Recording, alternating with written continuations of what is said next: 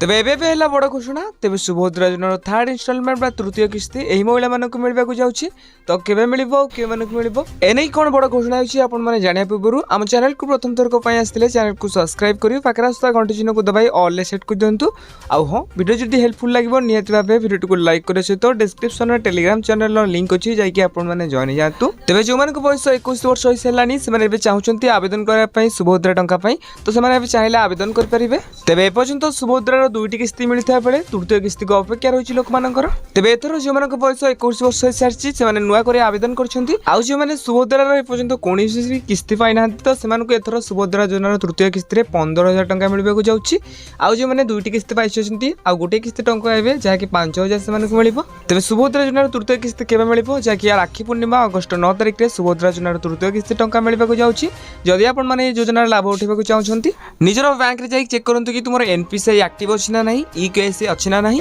आउ bank account जो mobile number T अछि सेटा नियत भाबे आधार कार्ड रे लिंक रहितबा आवश्यक जदि आपण माने एतिकी कर दियंतु ताले आपण माने तेबे सुभद्रा योजना तृतीय किस्ती टंका पाए पई आपण माने एलिजिबल होई जायछंती तेबे एटा थिला आज गुरुत्वपूर्ण अपडेट जदि आपको ए भली अपडेट जानबाकू चाहथांती तेबे हम चैनल को सब्सक्राइब करंतु आउ हो ए वीडियो केनु देखछंती नियत भाबे कमेंट बॉक्स रे कमेंट करंतु।